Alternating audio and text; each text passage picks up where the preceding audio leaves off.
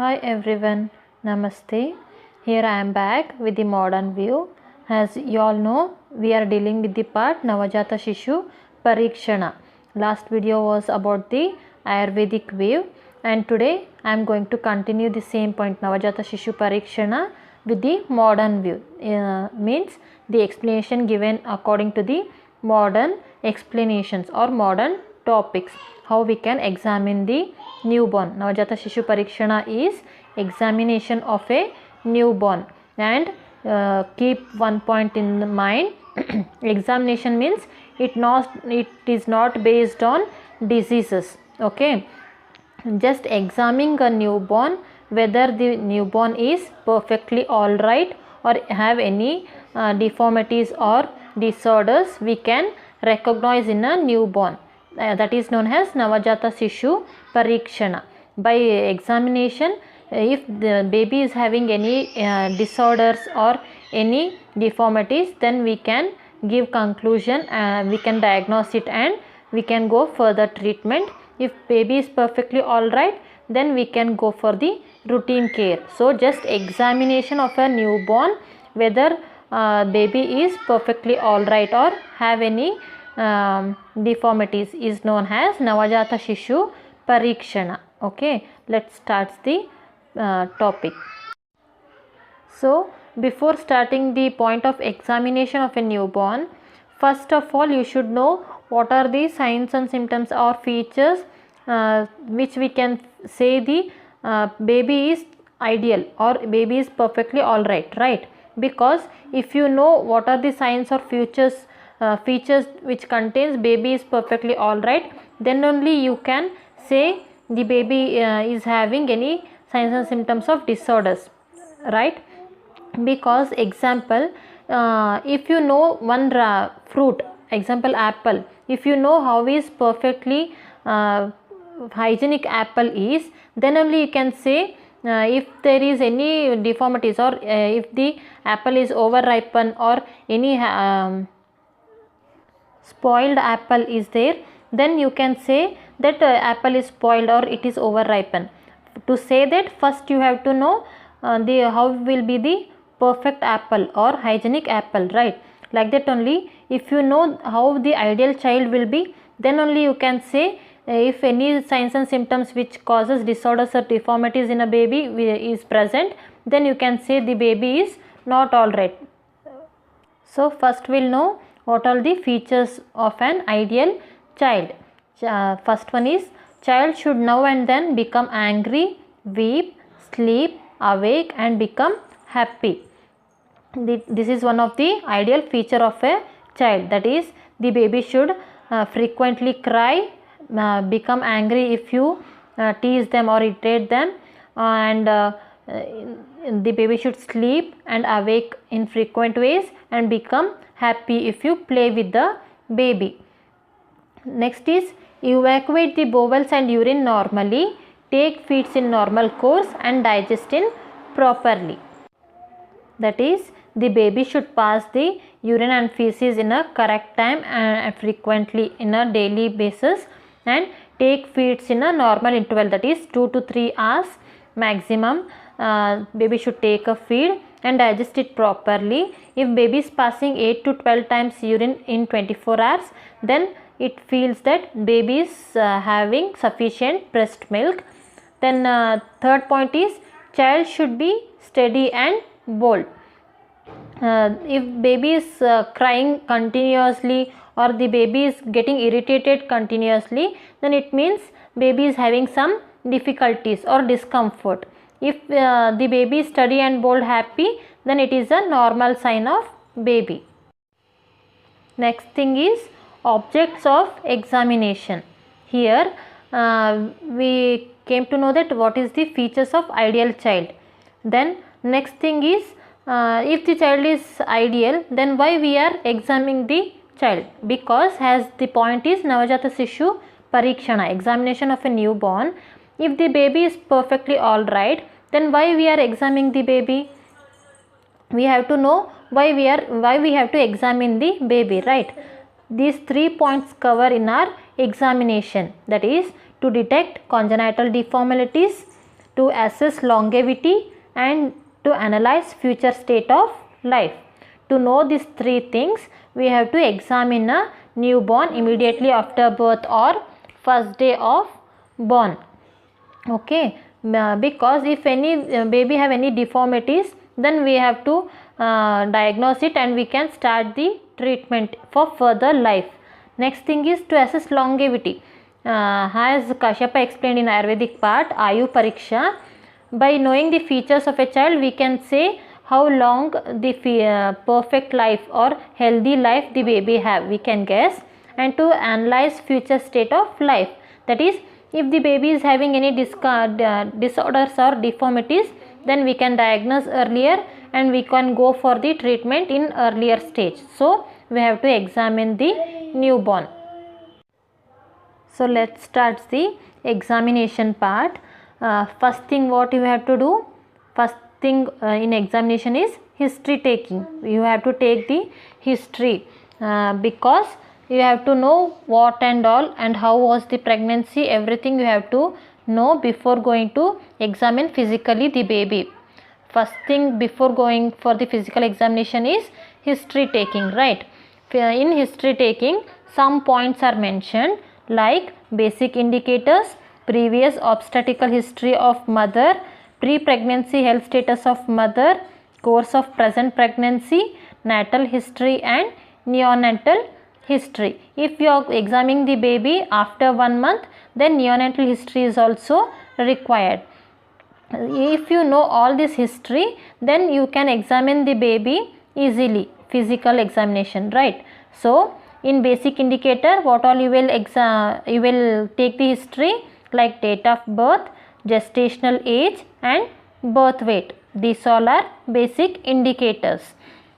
Then in previous obstetrical history of mother, the gravidity means how many pregnancies or live births or everything, history of mother you have to know, and history of abortions. If she had any abortions, you have to take history of previous obstetrical, because if she have such any history, then there is chances of some deformities of baby in present. So you have to take this history. Then pre-pregnancy health status of mother. In this, what all you have to ask the questions: maternal systematic disorders, chronic undernutrition, blood grouping and tetanus toxoid vaccination. What is this tetanus toxoid vaccination? That is TT. We will give in pregnancies in 4th month and 5th month 2 doses of TT injections in gap of 1 month duration. So we have to ask about the history of pregnancy. Okay. Then next is course of pregnancy. Course of pregnancy means inadequacy and quality of antenatal care you have to ask, because how the pregnancy journey was, like that the baby will be, right? If she had the nutritious and without any complications pregnancy, then automatically baby will be all right. Then detailed history of medications during pregnancy, dietary intake, history of bleeding during pregnancy. These all you have to ask in course of pregnancy, that is present pregnancy.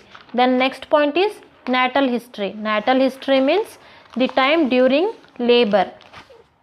During labor, what all questions you have to ask in this natal history: birth asphyxia, whether baby was having birth asphyxia, birth trauma any if present, vaginal delivery or cesarean delivery, and cephalic hematoma or some complications during delivery, and cord around the neck or cord prolapse. These all questions during natal history you have to cover. Then if you are taking the examination after 1 month, then you have to ask neonatal history, that is cry after birth, APGAR scoring if the examination is done during birthday or first day of birth, then feeding during first week, passage of first stool and first urine, history of jaundice if any present, family history and immunization history you have to take in neonatal history. Now next point is physical examination. In examination of a newborn, 2 points are covered, that is first thing history taking and next thing is physical examination. So now you have all the histories with you, theory part, that is whether the baby was all right in pregnancy, whether the baby was all right during neonatal, and whether the mother was all right during pregnancy or before pregnancy. Everything history you have, but physically you don't know anything about a baby, just you have all the previous history with you. Now by comparing the previous history, you have to examine a newborn with physical examination. In physical examination, what all you have to cover? Again, it is divided in two types, that is examination at birth and first day examination. Examination at birth means immediately after birth. What all you have to examine? APGAR scores. APGAR scoring is a type of examination, neurological and physiological examination of a baby at the time of birth, immediately after birth, and other examinations. Other examinations includes everything: birth weight, measurement, BMI, everything. And in first day examination, vital signs, general behaviors, measurements, examination of gestational maturity, and reflexes examination. This all covered in first day examination. These two, both parts, we will see detailedly in further. So here comes the point, APGAR scoring system. It is done in examination at birth, that is immediately after birth it is done. And what is this APGAR scoring? We'll see. APGAR scoring system, this is scoring system was first described by Virginia APGAR in 1952.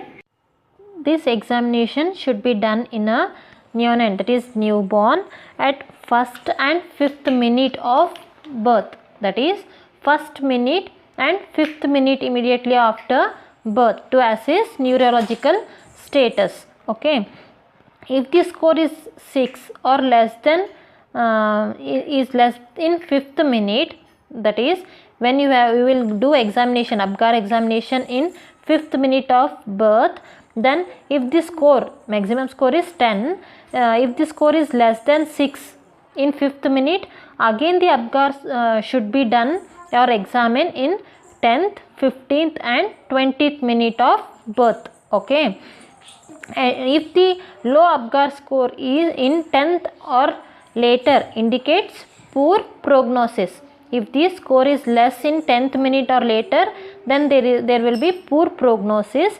If the score is 3 or less in the 13th minute or later, the chances of cerebral palsy and brain damage is 57%. Okay, this APGAR scoring, when you have to do at first minute of birth and fifth minute of birth.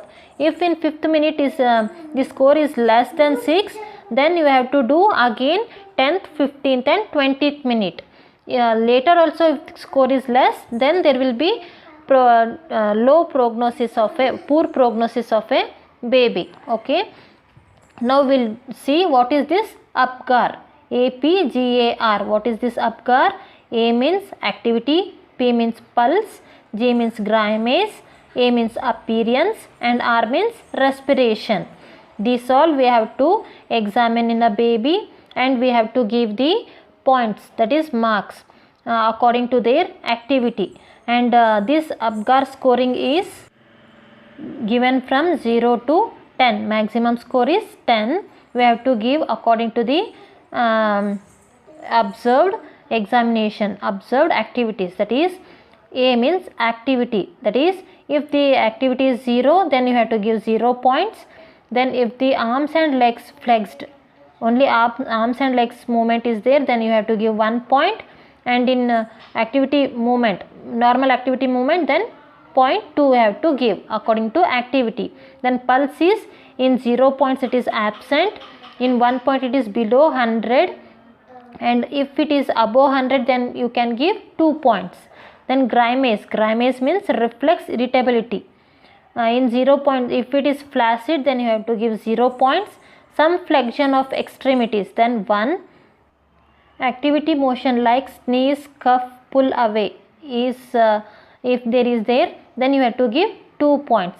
Grimace means when you insert something like pipe or any instrument in a nose, the activity given by a baby. Then next is A, appearance. Appearance means if the skin color is blue or pale, then you have to give 0 points. If it is body pink, extremities blue, then 1 point, and completely pink if there is present, then you can give 2 points.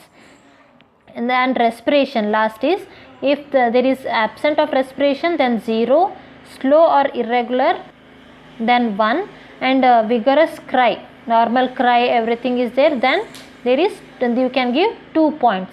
These all by combining it will become 10 points.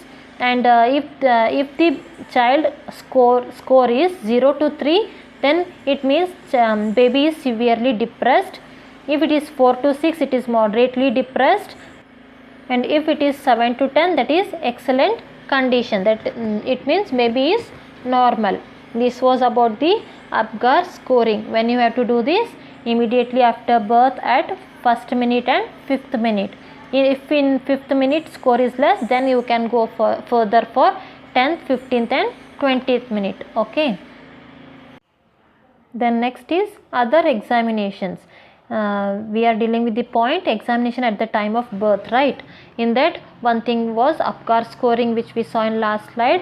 Then next thing was other examinations. In other examinations, it will include birth weight and gestational age, single umbilical artery and pulmonary crisis, evidence of respiratory difficulty. Birth weight is, normal birth weight is 2.5 to 3.5. Normal birth weight should be, and gestational age 37th week to 40th week is normal gestational age. You have to cover that. Single umbilical artery and pulmonary crisis you have to examine, and evidence of respiratory difficulties, whether baby was having any asphyxia or something else during birth, you have to see. These three points you have to see at the time of birth, immediately after birth of a baby. Next point is first day examination. Those 2 points were examination at the time of birth, right? Next thing is first day examination. It includes vital signs, general behavior, measurements, examination of gestational maturity, and reflexes examination. What is this vital signs? You have to examine heart rate, respiration rate and blood pressure. Here heart rate is normal range I will mention. Heart rate 40 to 60 it should be, and respiration rate, heart rate is plus or minus 120 or above 100 it should be, and respiration rate 40 to 60 normal range, and blood pressure off of the adult range, that is 60 by 40 is normal blood pressure in newborns.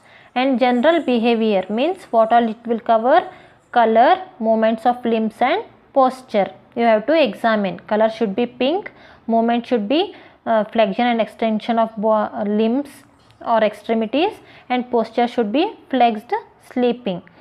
And next one is measurement. What all measurement you have to do? Birth weight, head and chest circumference, crown heel length. Crown heel length means nothing but height. Normal birth weight is, as I mentioned in last slide, 2.5 to 3.5 kg. Head circumference and chest circumference 33 centimeters and 35 centimeters, and crown heel length, that is height, 51 centimeters is normal. In this, one thing to remember is, in babies the head circumference will be more than chest circumference. It will become vice versa at the time of 1 year, whereas in adults our chest will be larger than head, right? But in babies the head will be larger than chest. So the head should be 33 to 35 centimeter, and the chest circumference should be 30 to 33 centimeter at the time of birth. Next is examination of gestational maturity. Like APGAR scoring, this gestational maturity also we can do in scoring system. We'll see further in detail in next slide. And last one is reflex examination, that is nothing but neurological examination. We will see detail these two in further slides. This is a type of gestational maturity examination. It is also known as Ballard scoring. It is divided in two forms, that is neurological examination and physical maturity examination. Why you have to do this? In some cases, nowadays also, in before, the mothers were not remembering perfectly about their LMP, that is last menstrual period, right? So we were not getting correct gestational age of present pregnancy. So to examining the baby without asking the history of gestation or gestational age during delivery, you can assess at which week the baby was born. Okay, to assess that, you have to do the Ballard scoring system, that is gestational maturity examination.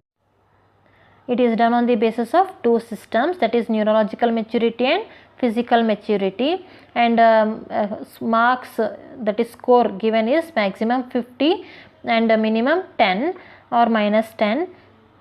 According to that, according to the scoring of a baby, you can say in which week the baby was born. We will see this both in a detail in further slides.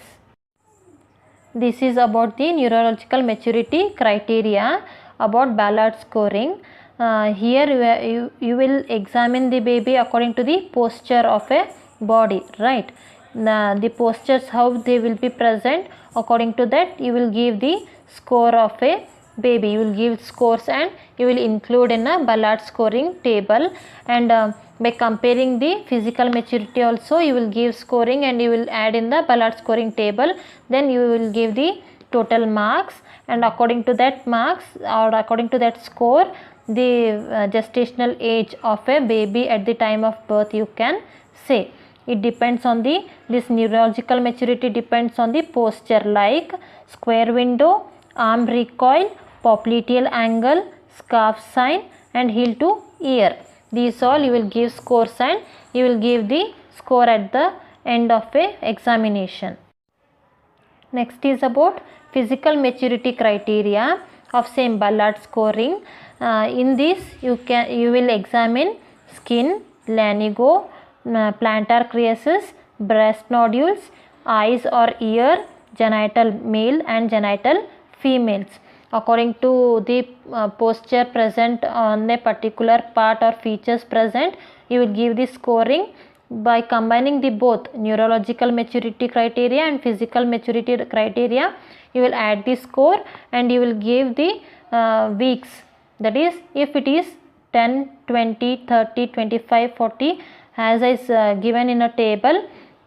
The scoring depends on a week of a gestational age at which the age baby is born. You can give the physical maturity. Okay, this examination is about the gestational maturity examination. You can do in two forms, that is neurological criteria and physical criteria, and this is known as Ballard scoring. This scoring system is known as Ballard system scoring. Okay, so the last examination is reflex examination. It is also known as neurological examination.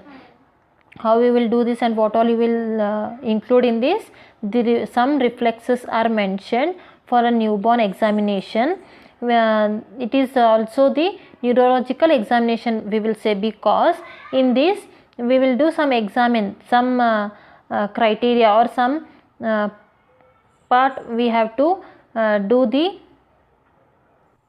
we'll see some activities, that is we'll do some or some activities to the baby, and we'll see how they will react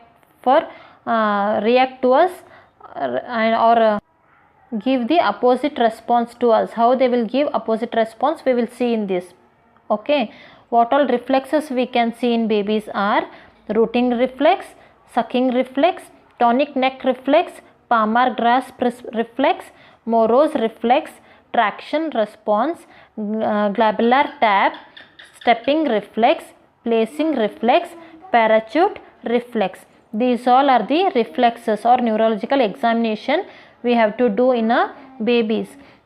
I didn't explain this detailedly in this video because the time will be covered long, and also you can't find the perfect explanation in hurry burry. Okay, so I'll prepare the next video on reflexes only on reflex point.